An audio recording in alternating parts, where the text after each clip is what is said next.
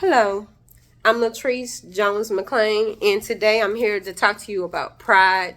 Pride is such a thing that could be overlooked, and so when we have like too much, um, too much faith in our own abilities, too much faith in what we can do, or just in and of ourselves and our own abilities, oftentimes pride develops. Pride may also develop, especially as a young child. If you was a kid, sometimes that had a lot of responsibilities. A lot of times you was looked at as the person who had maybe wisdom, or the even as a kid, or looked at as to be a problem solver in the household. Then you may take on pride in your own abilities, in your own accomplishment, your own abilities to come up with something that sounds like wisdom. Even as a child, it sounds like it. So then you take the pride that I did this. And so with pride, I'm going to read to you today Proverbs 16:18-20. Pride goes before destruction. A haughty spirit, that is, an arrogant or prideful spirit, before a fall. Better to be lowly in spirit along with the oppressed than to share plunders with the proud. Whoever gives heed to instruction prosper, and blessed is the one who trusts in the Lord. And so our trust should be in God and Jesus, because he can see things that we cannot. He can direct us. He has the ability to change our heart to replace bad fruit with good fruit. But when we are prideful, oftentimes there's a lot of bad fruit that goes with it. And some of it may just be self-preservation, that, we had to do that in survival mode. But oftentimes, if there's maybe a father that's not present in the household, then pride may develop in you having to step up. And then oftentimes you may not, unless there's a deep relationship, that happens with between the child and the father, then okay. But in my case, my dad, he did pay child support, and my dad, he would pick us up, but we didn't see him on a regular basis, meaning like clockwork for me and my brother. He may pick us up on a Saturday sometimes. It wasn't every Saturday. He may go and spend a couple hours, take us to the pool or take us to the zoo. Then he'll drop us back off.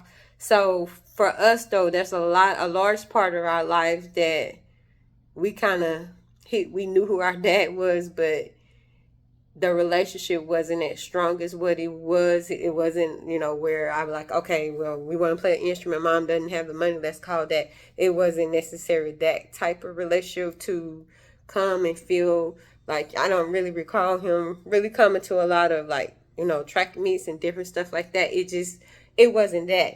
That was just the nature, and so that's just what our relationship was. And so oftentimes, sometimes when those situations like that, you may develop pride in your own ability, and then pride if people depending on you emotionally, to problem solve in the household. Then you might depend on your own ability, and then when you get old enough to work, then sometimes, there's things, that will need to happen. And so then again, pride has been one of my biggest things. And so pride has hindered me in a lot of ways, and hindered me in becoming the woman God wanted me to be, the soft woman. Again, I talked about in another video that I put on a lot of masculine qualities when I was younger, being very aggressive, argumentative, Miss Know-It-All. And so pride often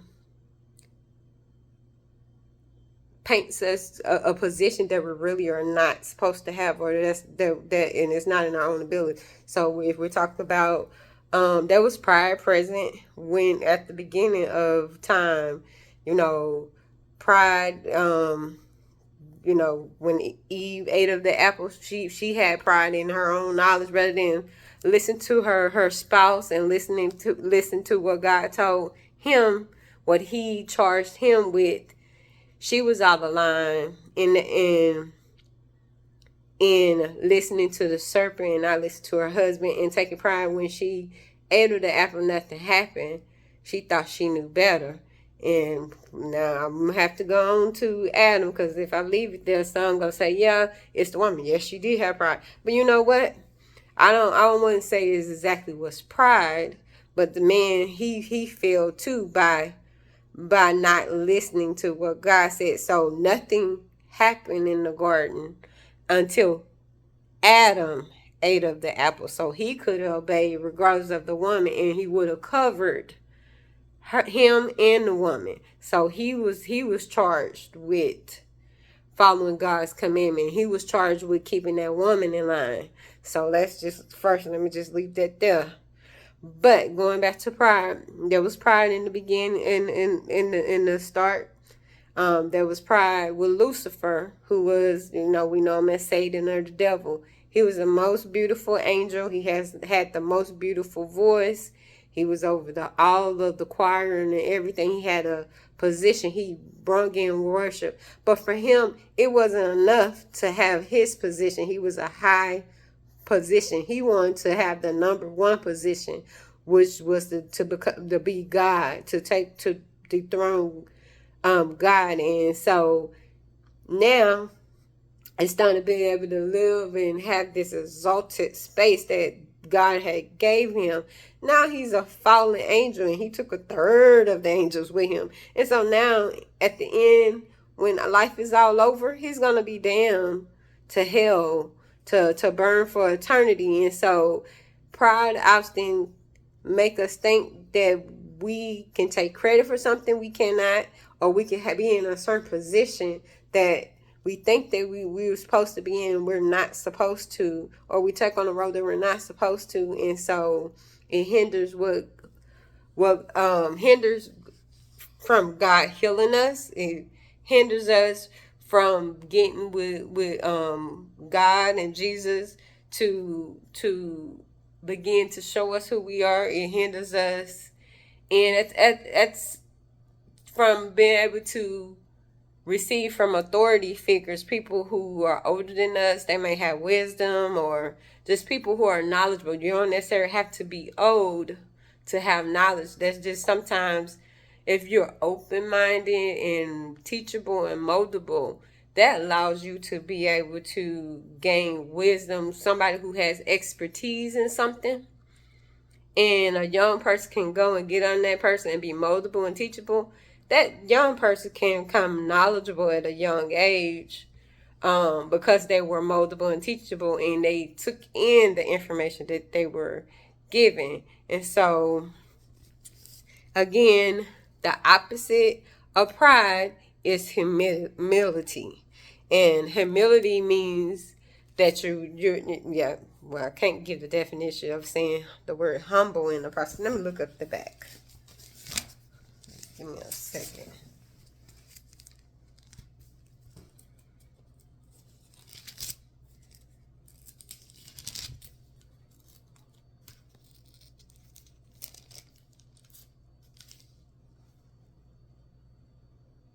Humble, not proud or arrogant, having a spirit of submission or deference, to bring into submission. And so let's just talk about submission. A lot of women are really afraid of that word submission, or there are some men who abuse the word and of what submission means. But let's just talk about it. When you pick a spouse, you should pick a God-fearing spouse. You should get to know them before just jumping into marriage. You should become friends, but you should be able to see how he operates when he's upset, how he operates, how he handles conflict and resolving them. And so if you should be seeing how he is and how he handles things. And so if you got a man who's after God's heart, and you're seeing how he handles conflict and all the things, you should be able to trust his leadership. You should pick a man that you can trust his leadership, and that he has your best interest at heart. And with doing that, then you can have submission and be led by him, because you saw that you can you can trust his leadership. And in the process, there is a covenant, or there is something that divinely happens. You know, when we as women can submit to a man, and that he showed that he's trustworthy too, and be able that he's gonna handle you correctly too. When we're able to submit, it allows us to be in our feminine mode. It allows us to be in our soft modes, and allows us to let our hair down, because we don't have to worry about it, because he got that. He got that. And at the same time, what the man needs from us is when we're able to trust and say, babe, I got, I trust you. And even, even when things, we still trust enough. Like, even sometimes not everything's gonna work out accordingly, but we still have enough faith that when we trust him enough to make mistakes, we trust him enough to still encourage him when it doesn't go quite right. And so we're remaining in a place of being a helpmate to that man. Then that builds them up, and then it builds your relationship up, and it's just a dynamic between femininity, masculinity, and it all coming together of each one of us doing our roles to help encourage each other and allow each other to walk authentically who God called us to be. The soft person can let their hair down, because oftentimes women, we get stressed about certain things, and sometimes it's required, especially if we're single mothers. But when we're able to be in the household and have both parents, if we're so lucky to have that, there's a certain role that a woman can have and be able to be a little carefree, and then there's a role that a man was designed to have to be able to carry something, and will allow him to do that role. Then it allows us to be able to be in the south, to be the nurturer, the encourager, and all those things. So what I was talking about, or going back to, let me pause this for a minute. So going back to the scripture, I'm going to go to Proverbs 16:20. Whoever gives heed to instruction prospers, and blessed is the one who trusts in the Lord. So because in the Bible it also says our ways are not God's ways, our thoughts are not God's thoughts. And so when we have pride, we hold on to what we think. And if God's trying to change our thoughts, change our words, or say, hey baby, hey daughter, hey son, go this way, and we're stuck on what we think, our thoughts. No, I want to go this way, but he said, no, baby, go this way, and that pride won't let us, we're holding on thinking we know better.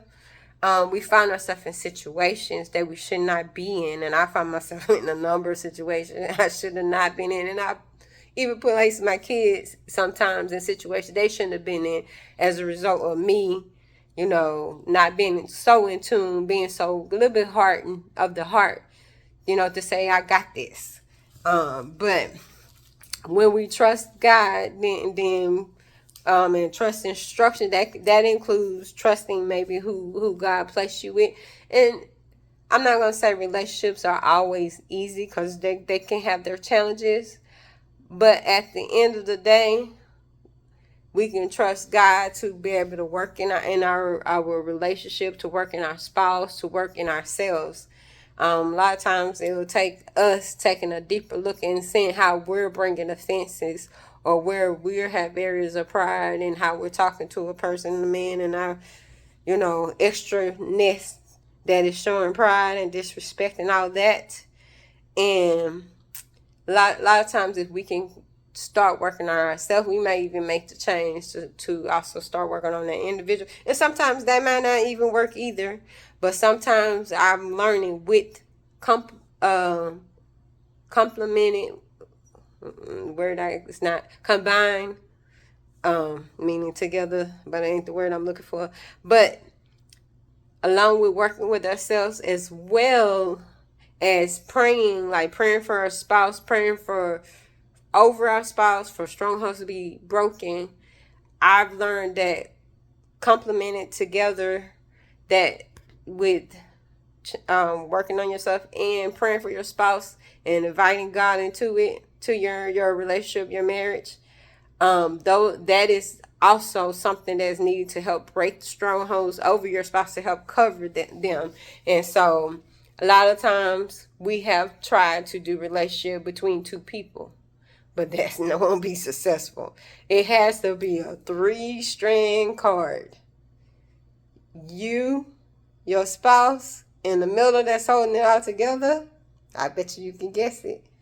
God, Jesus, having it in the middle. Because when we're being prideful over here, both of us on the end, we can say, okay, Jesus said, our ways, your ways are not my ways, your thoughts, not my thoughts. And we saying, well, you did this, you did that. And we're both being prideful, but then if we both pray and go back and consult God, then now God who's connecting and centering us, we can check our pride at the door, and we can now bring humility, and we can get on our knees.